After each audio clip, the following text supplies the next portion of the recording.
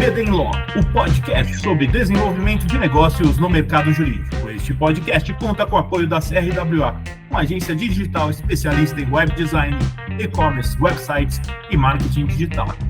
CRWA, há 14 anos entregando performance e resultados de comunicação. TKRA Contabilidade, a contabilidade certa para o crescimento da sua empresa. Já ouviu falar em Legal Design? Não? Procura por Bits Legal Design, criando documentos que qualquer pessoa entende. A controladoria jurídica é uma área estratégica dentro de escritórios de advocacia e departamentos jurídicos, que atua na gestão administrativa, operacional e de informações do setor jurídico.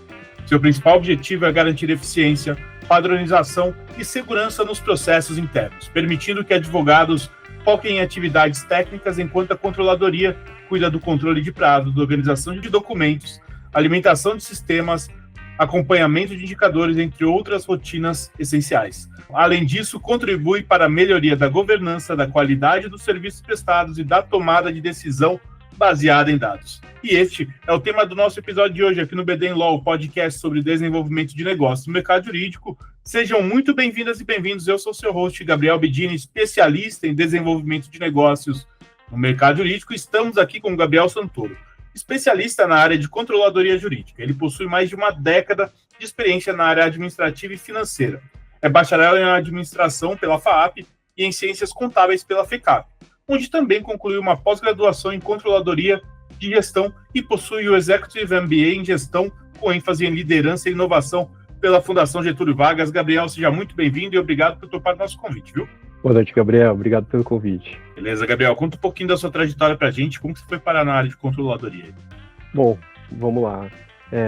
Eu atuo como gerente de controladoria. A minha trajetória, como você já falou, já está há mais de uma década. Eu comecei em 2013 a trabalhar em escritórios. Eu sempre trabalhei no setor financeiro, né? Então, sou formado em administração de empresas e ciências contábeis.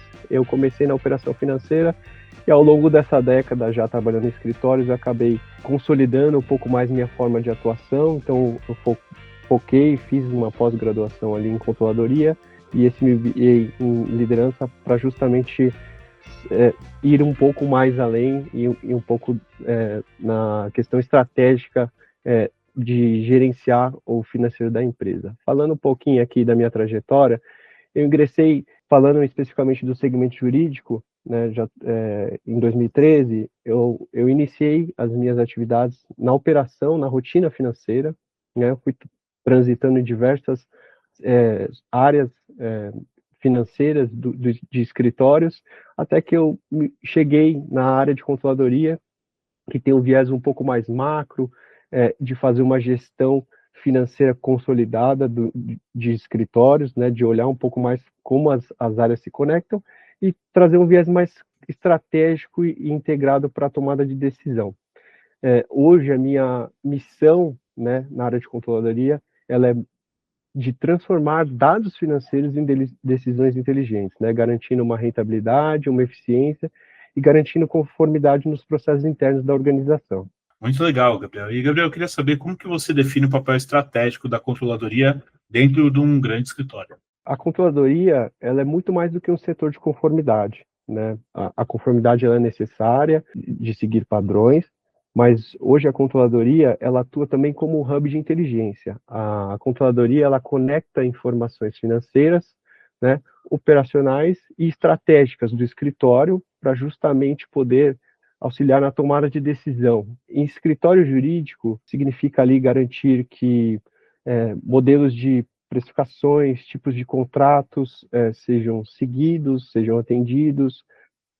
Quando a gente fala de uma estrutura jurídica também, indicadores de performance do escritório, a controladoria, ela tem um papel muito forte, muito próximo desses indicadores do que são métricas de sucesso para o escritório, né? E projeções. Ela está sempre suportando projeções financeiras que estejam alinhadas à estratégia do negócio, né?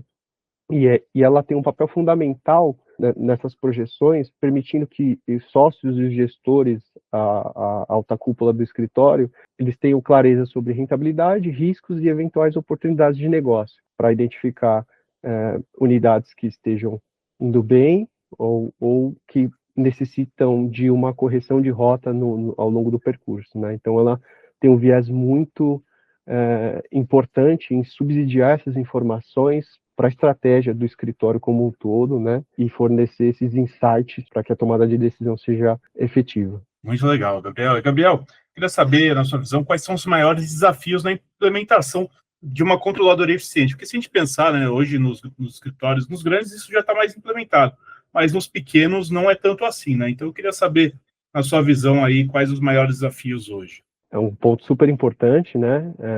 Implementar uma controladoria, quando a gente já focando na implementação de uma controladoria, significa que a gente já está num nível de maturação grande, né? Porque quando a gente está implementando controles, significa que a gente está tomando um tamanho maior, né? E quer observar o comportamento financeiro e focar não só na operação, mas olhar os dados, entender para onde o negócio está indo, e qual é o caminho futuro, né? Então, acho que esse já é um passo super importante de uma implementação de uma controladoria, né? O que eu enxergo como principais desafios? O primeiro deles, que eu acho que eu citaria aqui para você, é uma cultura organizacional, né? Falando do segmento jurídico, a gente ainda tem muitos escritórios que enxergam a controladoria puramente como contábil, e não estratégico. Então, os escritórios têm que se adaptar a essa questão cultural organizacional, para ter essa compreensão que a controladoria ela pode não olhar somente o passado, mas também subsidiar de informações importantes para tomada de decisões, e está alinhada à estratégia do negócio e está atuando diretamente as diretrizes do escritório para poder fomentar novos negócios, melhorar a eficiência do negócio, né? Então, a cultura organizacional é um pilar muito importante. Outro ponto muito importante ali, quando a gente fala de desafio de controladoria, a gente tem questão de integração de sistemas. Afinal de contas, no meio jurídico, a gente tem diversos sistemas, a gente tem diversas fontes, né? A gente tem fonte financeira, a gente tem fonte jurídica, a gente tem o CRM, dependendo do nível de maturidade do escritório, ele tem, cada informação ela está coletada em algum ambiente. Então, um desafio que a controladoria tem é justamente integrar todas essas informações, né, consolidar, para poder gerar informações confiáveis, né, para você poder fazer um trabalho de análise dos dados e poder gerar insights e informações que possam ajudar a prospecção do negócio, né? Então, esse é um outro ponto muito importante. Além disso, um outro fator, um desafio grande que tem na questão de implementação, a gente pode citar aqui também o engajamento da área jurídica, né, propriamente dita. Porque pegando escritórios que estejam num período um pouquinho de crescimento de maturação, né, que às vezes você tem várias áreas de negócio, né, áreas de prática. Então, o engajamento ele é fundamental. Então, é preciso mostrar valor da controladoria para essas áreas de negócio, essas áreas jurídicas, seja para os sócios, para os heads de determinadas áreas, que os indicadores têm valor, né, e que possam ajudar justamente a gestão dessas áreas jurídicas, né, que os dados e as informações obtidas com a controladoria, ela possa ser justamente um apoio para melhorar a performance daquela área jurídica. Então, o engajamento, que é a área core do escritório, precisa ter esse alinhamento. Esse engajamento fica um desafio muito grande para implementar uma área. E, por último, aqui, o que eu acho que posso citar seria a padronização de processos, porque para você ter uma controladoria eficiente, rodando bem, que as coisas estejam encaixadas, processos, tudo mais, precisa de padronização. Porque sem padronização você não tem uma consistência na geração dos dados, né? As coisas precisam seguir um determinado padrão para você poder fazer a leitura, análise e ter os insights de negócio. Se as informações, elas cada vez seguem um processo diferente, um padrão diferente, você não consegue ter um volume de dados, uma consistência para fazer análise ali e ter uma controladoria eficiente que você pode ter uma consistência ao longo do tempo ali para poder ir analisando o negócio, o jurídico ao longo do tempo. Então, acho que é um outro desafio bem grande, principalmente no segmento jurídico, que a gente possui perfis diferentes, tipos de sócios diferentes, cada prática de negócio, de área de prática, às vezes tem uma estrutura de negociar um cliente ou de fazer uma proposta, então isso tudo é um desafio ali no quesito de padronização. Muito legal, Gabriel. Dá para a gente até pensar que, tipo, o que não é medido não é gerido, né? Exatamente, esse é um ponto super importante. Muito legal, Gabriel. E, Gabriel, você já contou um pouquinho aqui, mas queria que se você pudesse aprofundar um pouco mais. Eu queria saber se você acha que a controladoria está mais voltada para a conformidade ou a tomada de decisão estratégica. Olha, Gabriel, eu acho que, historicamente, a controladoria ela nasceu com foco em conformidade. Quando a gente olha a essência da prática, ela veio do viés contábil, né? Mas hoje, no mercado cada vez mais competitivo, num ambiente que o mercado jurídico mudou muito, né? Então, ela tem essa questão de conformidade, mas hoje ela é essencialmente estratégica. Então, manter o compliance, as questões de processos, é obrigatório, mas o grande diferencial, acho que na controladoria hoje, está em transformar dados para insights de decisões estratégicas que vão impactar crescimento, precificação, rentabilidade, eventuais inovações do escritório. E como eu falei, como a gente vem numa transformação do mercado jurídico, né, a gente vem de um cenário que no passado, por exemplo, hora livre era muito comum e a gente vem para uma mudança ali de o cliente quer saber quanto que ele vai, exatamente quanto ele vai pagar, são preços fixos ou caps, então O que são exigem caps, desculpa? caps são quando a gente coloca já preços pré-estabelecidos para um determinado contrato, né? E quando a gente pega há 5, 10 anos atrás, a gente podia cobrar hora livre, olha no relógio, né? Agora não, agora a gente está, o cliente ele já quer saber exatamente qual o valor que a gente vai cobrar dele, né? E além do cliente, a gente tem um mercado cada vez mais competitivo, os concorrentes cada vez mais agressivos em questões de preço, né? Então, a controladoria ela passa a fornecer esses dados para dar subsidiar de forma cada vez mais estratégica, né, o que o escritório precisa de informações e respostas rápidas. Então, só para concluir aqui, eu acho que ela veio de uma conformidade, mas agora eu acho que ela está cada vez mirando mais na essência estratégica do negócio. Sensacional, Gabriel. E, Gabriel, é um ponto interessante que você traz, porque se a gente olhar a história do mercado, na verdade começou com o preço do cap, que você falou, o preço cap que fala, tá correto dizer isso? Isso. O preço cap é o teto que a gente pode cobrar de um determinado contrato. É isso, que seja, e era aquele valor fechado, era aquilo. Aí, por exigência dos clientes, foi determinado as horas, porque afinal de contas, pô, mas preço fechado não, tem que ser o tanto que você gasta. E agora voltou, está voltando, né? Os clientes estão exigindo cada vez mais isso no mercado jurídico todo, que o preço tem um cap ali, né? Não vai ser isso daqui ou vai até um valor determinado, né? O que é muito Exato. interessante. Então, a controladoria exerce um papel fundamental aí, porque aí você consegue saber quantas horas o advogado está gastando ali em média e quanto você pode cobrar a partir disso. Ou seja, você sabe que o preço desse determinado serviço é tanto pelas horas gastas, pelo tanto ou pelas custas e quanto que foi gasto, e ali você consegue determinar mais ou menos o preço do produto, ou quanto você vai ganhar em cima dele para ter um negócio rentável, o que é muito legal. E eu queria saber, Gabriel, como que a controladoria pode contribuir para a inovação dentro dos escritórios.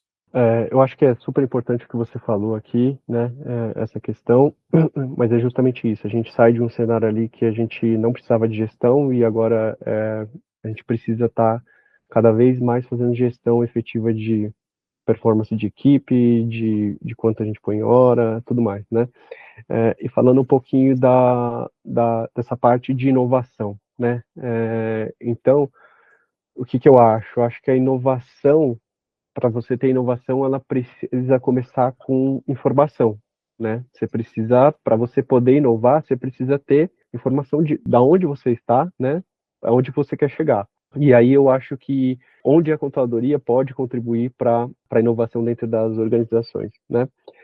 Falando um pouquinho do segmento jurídico, eu acho que a controladoria ela pode auxiliar na criação de modelos de precificações inteligentes, justamente para atender diferentes demandas de cliente, né? está próximo dos sócios, né, fazendo essa gestão de rentabilidade de contratos, tudo mais, fazendo gestão de equipe. Ela pode automatizar relatórios e dashboards, né, para auxiliar a tomada de gestão, né? Então, esse controle que a gente tem cada vez mais necessidade de como as coisas funcionam, o andamento do negócio em si. Então, a controladoria ela pode ajudar na inovação de automatização, gerar dashboards, visualizações que façam sentido para o escritório, né? Além disso, ela pode também analisar tendências de mercado, identificar novas áreas de atuação, gaps. Você pode, com os controles e interpretação daqueles dados, você pode identificar oportunidades ou necessidades de inovação necessária para aquele estudo específico, né? E um ponto que eu acho que é muito importante, principalmente no segmento jurídico, propor indicadores de performance. Como a gente tem a massa de dados e diversas fontes que são coletadas para fazer insights, eu acho que a controladoria tem um papel importante em ajudar, contribuir na inovação em quesitos de indicadores de performance que melhorem a produtividade e a qualidade, e que estejam alinhados às estratégias do negócio. Eu acho que esse conjunto de fatores pode contribuir para o crescimento e fomentar a inovação dentro do escritório. Sensacional, Gabriel. Gabriel, eu queria saber que conselho você daria para jovens profissionais que estão começando agora na área de controladoria. Uma excelente pergunta, Gabriel. Qual que é o meu feeling aqui em relação a profissionais que estão começando na área? Eu acho que, primeiro de tudo, tem que entender o negócio. O que eu quero dizer com tem que entender o negócio? Não basta ter, por exemplo, só da contabilidade, né? A pessoa às vezes tem uma formação, seja administração, contabilidade, tudo mais. Eu acho que, além disso, ela precisa entender a empresa que ela vive, né? A estratégia da empresa, né? Eu acho que esse é um ponto super importante. Um outro fator que eu acho que é muito relevante para os profissionais jovens é desenvolver habilidades analíticas e também tecnológicas. Então, por exemplo, ferramentas como ter um Excel avançado, um Power BI, um RP, SAP, MicroSig, enfim, são ferramentas que são indispensáveis hoje quando a gente fala numa área de controladoria, né, que os profissionais precisam dominar essas ferramentas, né, e dentro dessas ferramentas, não basta simplesmente operacionalizar, mas também desenvolver habilidades analíticas de interpretar os dados, né, o que aqueles dados significam, onde vão levar aqueles dados, né, justamente para poder ter insights sobre aquela base de dados que a gente trabalha na controladoria. Um outro fator que eu acho que é importante para o profissional jovem também é a comunicação, mas o que eu quero dizer com comunicação voltada para o profissional da controladoria? Nós trabalhamos com números, né, e transmitir números, principalmente no escritório que são para advogados, nem sempre é fácil. Então a gente precisa ter uma linguagem simples, de conseguir comunicar o que os números significam para uma tomada de decisão, né?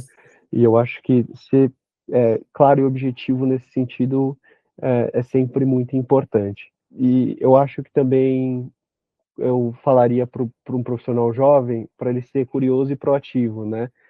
Questionar processos, né? Propor melhorias.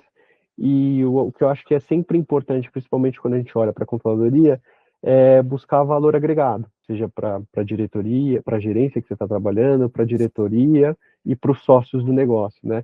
Quando você entende, começa a conectar a compreensão do negócio, desenvolver essas habilidades e ter essa curiosidade, essa proatividade de propor melhorias e agregar valor, eu acho que o profissional ele tende a ter um desenvolvimento de carreira.